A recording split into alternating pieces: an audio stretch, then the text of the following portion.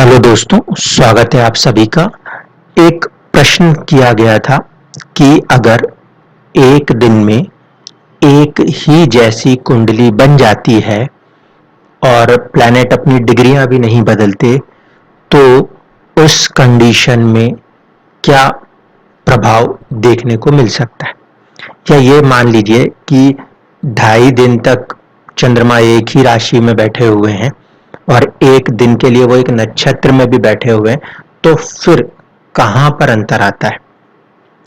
इस सवाल का जवाब जो है वो आपको मिलेगा रावण संहिता में, जहां एक लाइन लिखी गई है, कुंडली से पहले पंचांग जरूरी है। आपके कुंडली जो छपती है उसका पहला पन्ना हमेशा इंपॉर्टेंट होता है, क्योंकि उसके अंदर उस दिन की सारी कैलकुलेशनें होती हैं। हमें इस बात से फर्क नहीं पड़ता कि कुंडली क्या बन के आई है, उससे पहले हमारे पास कुछ बेसिक आधार होते हैं। या जब आप एस्ट्रोलॉजी को समझना चाह रहे हो, सीखना चाह रहे हो, तो आप इंसान से थोड़ा सा ऊपर उठ के सोचो। आप उसको ऐसा देख रहे हो कि भाई सिर्फ बच्चों का जन्म हो रहा है, इंसान का ही जन्म हो रहा है। हम इसको ऐसे लगाते हैं कि जीव का जन्म हो रहा है। जीव में इंसान भी आता है, जंतु भी आता है, मछलियां भी पैदा होती हैं, मच्छर भी पैदा होते हैं, सब में जिंदगियां हैं, सब जीव हैं, सब पैदा होते हैं। और उतने ही 24 घंटे के ड्यूरेशन के अंदर सबको जन्म लेना होता है। ठीक है, इस तरीके से आपको चीजों को सोचना चाहिए। अब देखिए होता क्या है, आपका जो सबसे तेज चलने वाली जो चीज है, जिसे आप आज तक नहीं पकड़ पाए, उसे कहते हैं लगन। क्यों? क्योंकि पृथ्वी अपनी ही धुरी पे घूम रही होती है और इस वजह से चंद्रमा 2.5 दिन तक एक राशि में दिख सकता है, लेकिन पृथ्वी के घूमने के कारण एक दिन में 2 घंटे तक आपको एक ही लगन दिखाई दे सकता है। आप इस तरह से समझ लीजिए कि कुंडली आपका एक फ्रेम है, जैसे आपकी घड़ी होती है ना, वैसा ही एक फ्रेम है। और उस फ्रेम के पीछे जो है, पृथ्वी के ऊपर हमने वो फ्रेम रख दिया है और पृथ्वी घूम रही है। तो जब पृथ्वी घूम रही है तो उस फ्रेम के अंदर, जैसे आपके घड़ी के अंदर सेकंड का कांटा हमेशा घूम रहा होता है, वैसे ही लगन के अंदर जो डिग्रियां हैं वो घूम रही होती हैं। ये पहली बात ध्यान रखिएगा। इस वजह से भले आपको एक दिन में सारे ग्रह खुली आंखों से फिक्स डिग्रियों पे नजर आते हो, लेकिन आपका जो लगन है वो क्योंकि चेंज हो रहा है, इसलिए आप देखते हो कि हम 24 घंटे में 12 अलग अलग लगन पाते हैं। तो सबसे तेज चलने वाली जो चीज होती है ना, वो चंद्रमा से भी तेज जो चलता है उसे कहते हैं लगन। पहली बात ये आपको तब समझ में आएगा जब हम इसको इस तरीके से देखेंगे कि उस समय क्या लगन था जिस समय एक्सीडेंट हुआ। तो हम ये चेक करेंगे कि वो आपका जो लगन था ओरिजिनली, वो उस समय घूमते घूमते छठे भाव की तरफ तो नहीं आ गया, वो अष्टम में तो नहीं चला गया। वो तरीका एक होगा। दूसरा कि दिन के जो वक्त हैं, वक्त के अंदर भी कुछ और बारीकियां छिपी हैं जो पंचांग बताता है। जैसे कि आपके सामने ये जो चीज खुली हुई है, इसे कहते हैं होरा। जब आप मुहूर्त की बात करते हैं तो वहां पे हम इन चीजों को देखते हैं कि आज के दिन में कौन सा शुभ मुहूर्त हो सकता है किसी पर्टिकुलर काम को लेकर, इसे कहते हैं होरा। तो आप इस होरा में देख सकते हो आज का सूर्योदय, 18 जून का सूर्योदय सुबह 5:35 पे हुआ है। और क्योंकि आज शनिवार का दिन है, इसीलिए 5:35 से लेकर 6:42 तक शनि का ही हो रहा था। इसीलिए जब आप लोगों को भी कोई बोला जाता है कि नीलम धारण करना है, तो वो कहते हैं ना सूर्योदय के बाद 1-1 घंटे में कर लीजिए, वो ये लॉजिक होता है। इसे कहते हैं होरा। ये होरा बहुत ही क्रूशियल फैक्टर है। आपने जब जन्म लिया है उस समय आपका जो टाइम ऑफ बर्थ होगा, उस टाइम ऑफ बर्थ के हिसाब से अलग अलग होरा आपको मिल रहे होंगे। इसमें भी आप देख सकते हो कि इस समय भी जब मैं ये वीडियो रिकॉर्ड कर रहा हूं, उस समय 1:29 से 2:35 तक आपको शनि का होरा दिखाई देगा। तो ये हो रहा कर क्या रहा है, कुंडली के अंदर जिस समय आपका जन्म हुआ उस समय जो हो रहा था, उस ग्रह को कहीं ना कहीं एक बल मिल रहा है, वो भी एक सोचने के ढंग में, आपके जिंदगी को बनाने के ढंग में बहुत इंपॉर्टेंट रोल निभाएगा। अब यहां से आप देखोगे तो आपको दिखाई दे सकता है कि एक होरा जो है वो दिन भर में 1 घंटे के आसपास तक मिनिमम रहता हुआ नजर आता है। 1 घंटा 15 मिनट। तो इसमें भी आपके वाले सवाल का जवाब नहीं बन सकता कि मान लीजिए कोई बच्चे ने 1 घंटे में या 1 घंटे 15 मिनट के अंतराल में जन्म ले लिया, तो कैसे डिफरेंशिएट करेंगे। इसका डिफरेंशिएशन का जो जवाब है वो वही सवाल में है जब मैंने आपसे कहा था थोड़ा सा बड़ा सोचिए। सिर्फ इंसान ही जन्म नहीं लेता, और भी कई सारे जीव जंतु, पक्षी, वानर सब जन्म लेते हैं। तो उसका एक लॉजिक है, उसे कहते हैं तत्व थ्योरी। शेषाद्री अय्यर जी ने इसको समझाने का प्रयास किया है। इसमें क्या है, तत्व थ्योरी में जैसे हमने पहले बात करी थी कि 5 पंच तत्व होते हैं, उसी के आधार पर एक तत्व थ्योरी दी गई है। अब तत्व थ्योरी को समझने के लिए थोड़ा सा एस्ट्रोलॉजी से हट जाते हैं और गाने बजाने वाले साइड पे चलते हैं। एक धुन चलती है जैसे सा रे गा मा पा दा नी सा, ये जो सामने की लाइन गई है, अगर इसको हम कहें आरोह, तो इसी का एक दूसरा पार्ट होता है जिसको कि हम सा नी धा मा पा गा रे सा ऐसा करते हैं, ठीक है। तो ये जो चीज है इसे कहते हैं अवरोह, आरोह और अवरोह। इसी तरीके से जो टाइम है वो भी इन्हीं फैक्टर्स में चल रहा होता है। एक होता है आरोह और एक होता है अवरोह। ये बहुत ही क्रूशियल हो जाएगा, इतने डेप्थ में हम कभी कैलकुलेट नहीं करते मोस्टली।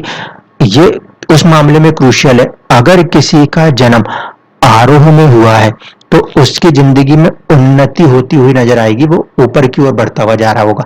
और अगर अवरोह में हो गया होगा तो डाउनफॉल करती हुई दिखाई देगी जिंदगियां, ठीक है। यह अंतर आ जाता है अगर जन्म का जो समय है उसमें कुछ वेरिएशन आए तो। ये आरोह अवरोह की जो साइकिल है इसमें भी फैक्टर्स आते हैं। इसमें पृथ्वी तत्व जो होता है वो 6 मिनट का ड्यूरेशन रखता है, तो जल तत्व जो है वो 12 मिनट का ड्यूरेशन रखता है। तेजस ये 18 मिनट का तत्व रखता है, और 24 मिनट का तत्व रखता है आपका वायु। आकाश जो है वो 30 मिनट का तत्व रखता है। ये जो तत्व है जन्म के समय आपका, जब हम होरा तो अलग से आपको मिलेगा, होरा के अलावा जो ये कंसेप्ट है आरोहा और अवरोहा, ये आपका सेक्स डिटर्मिनेशन कर रहा है। अब इस गैप के अंदर जो बचेंगे उसमें 2 चीजें आती हैं। जो बाकी के बचे हुए जीव जंतु हैं, यानी कि पक्षी है, जानवर हैं, सर्प श्रेणी के जितने भी हैं, उन सबका भी जन्म इन्हीं टाइम ड्यूरेशन के हिसाब से हो रहा होता है, एक चीज।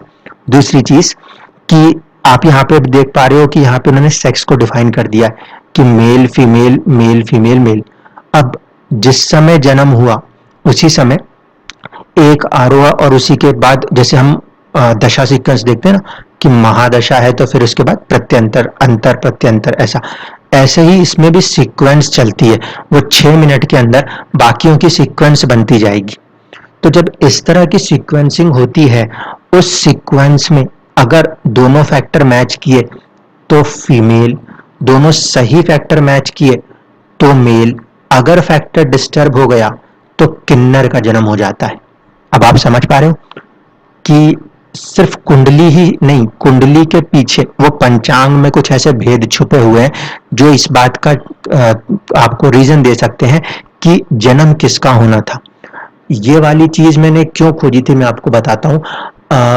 यूएसए में कोई एक केस आया था, और वो केस मेरे पास नहीं आया था, वो केस की स्टडी मैंने किसी वीडियो के थ्रू करी थी।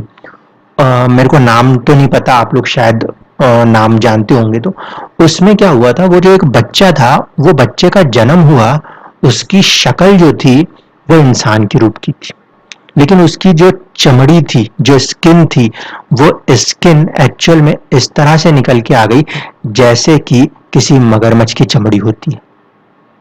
तो जो ड्यूरेशन है कि हम किसी एक चीज को देना चाह रहे हैं और वो उस टाइम में कहीं दूसरा गड़बड़ मिक्स हो गया, तो ऐसे में ऐसे केसेस निकल के आ जाते हैं जहां पे कि जो बर्थ्स हैं वो नॉर्मल नहीं रह के एबनॉर्मेलिटीज धारण कर लेते हैं।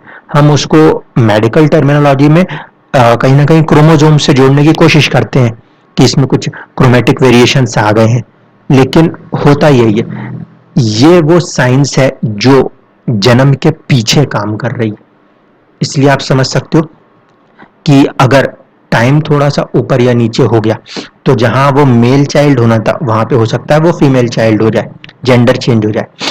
या फिर अगर टाइम थोड़ा भी ऊपर नीचे हो गया तो थर्ड जेंडर भी हो सकता है। ये इंपॉर्टेंस आती है जब हम एग्जैक्टली टाइम के अंदर जाके कैलकुलेशंस को करने की कोशिश करते हैं। तो ये आप तत्व थ्योरी के हिसाब से इसको देख सकते हो। और साथ ही साथ जब हम होरा की बात कर रहे हैं तो होरा एक इंपॉर्टेंट कंसेप्ट बनता है, क्योंकि जिस समय जिस होरा में जन्म हुआ है वो होरा का स्वामी, ध्यान से समझिएगा इस बात को, जिस समय आपका जन्म हुआ है उस समय उस होरा का स्वामी आपके लगन कुंडली के खराब भाव का स्वामी ना हो। अगर हुआ तो फिर चुनौतियां आ सकती हैं। जैसे कुछ केसेस ऐसे भी आए जिसमें कि जन्म के साथ ही हम बहुत क्रोनिक डिसीजेस को लेकर जन्म ले गए, तो वहां पे कभी कभी ऐसा देखने को मिलता है कि जो होरा का लॉर्ड है वो या तो बहुत बुरी तरह से पीड़ित हुआ है या फिर उसने गलत भाव से अपने संबंध जोड़े हुए हैं या उनका स्वामित्व हासिल कर लिया है। इस वजह से सबसे प्राइम इंपॉर्टेंट चीज जो होती है वो ये कि आपका जो टाइम ऑफ बर्थ है वो क्रूशियल फैक्टर है।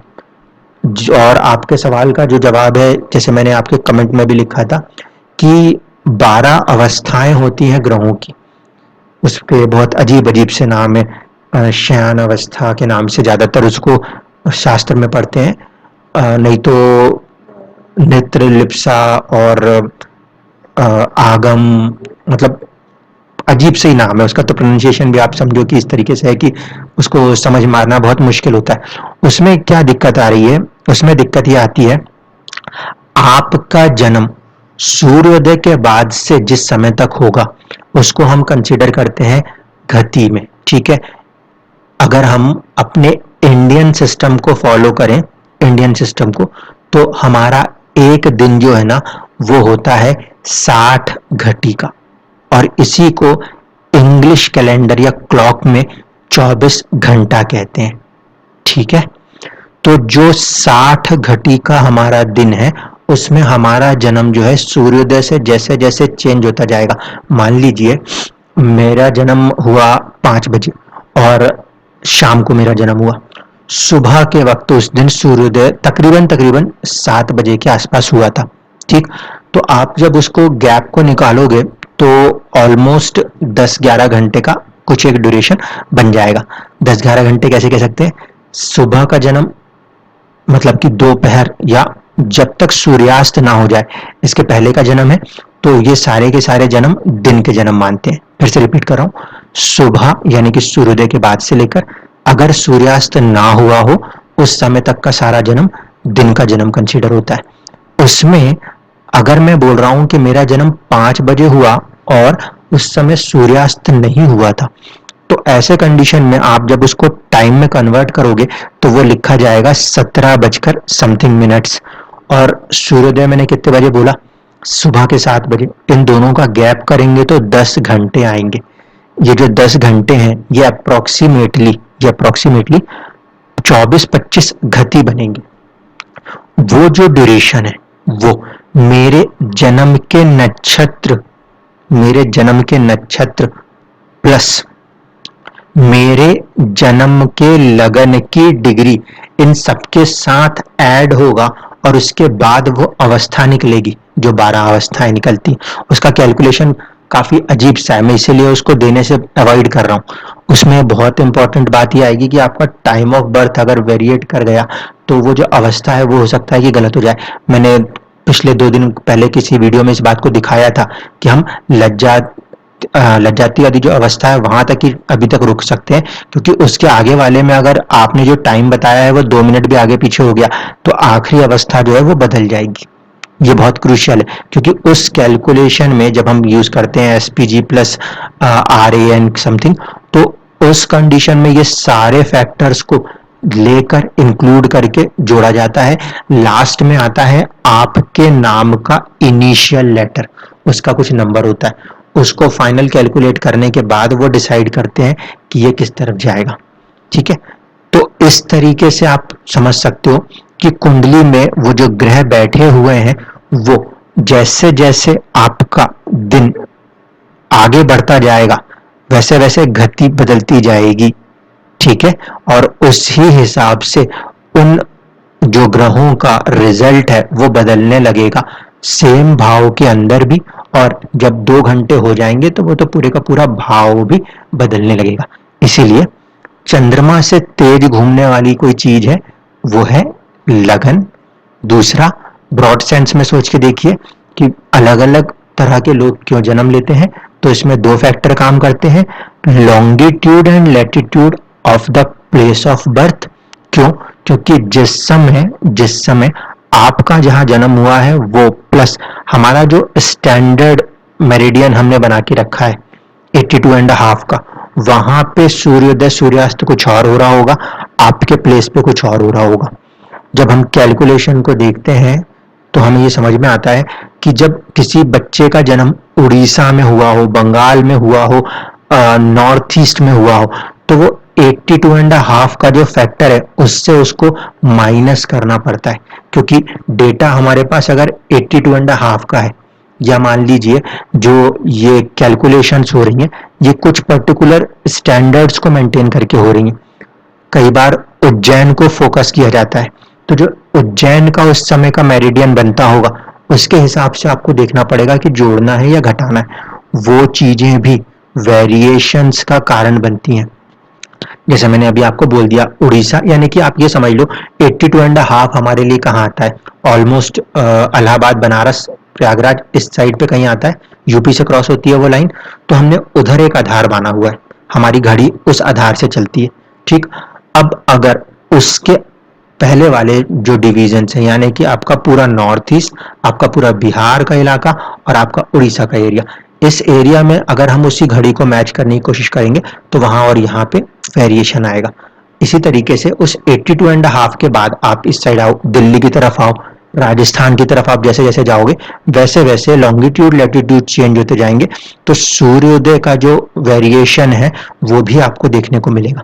जिससे आप खुद समझते हो कि असम में जब सूर्योदय होता है उस समय गुजरात में सूर्योदय नहीं होता, तो आपका उस समय का लॉन्गिट्यूड और लैटिट्यूड ये इंपॉर्टेंट काम करता है। और बाकी सारे ग्रहों के साथ पृथ्वी को नहीं भूलना है, पृथ्वी भी है जो घूम रही है, जिसके कारण उस 2 घंटे के अंदर भी उस लगन के अंदर आने वाली डिग्रियां जो है वो बदलती जा रही हैं। और इसीलिए आप देखते हैं कि किसी भी 2 घंटे के अंदर जो नवमांश है वो 9 अलग अलग नवमांश हमेशा बन के आते हैं।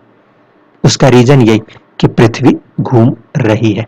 इस वजह से भले आपको एक दिन के लिए कुंडली एक जैसी नजर आए, लेकिन उस एक दिन के अंदर में भी कोई भी चीज कांस्टेंट नहीं रहती, सब कुछ धीरे धीरे धीरे करके बदलती रहती है। बाकी आप तत्व थ्योरी को समझ लीजिएगा तो उससे आपको ये समझ में आ जाएगा कि जन्म जो है उसमें क्या ग्राउंड्स हैं, क्या सिचुएशंस ऐसे बनते हैं। धन्यवाद।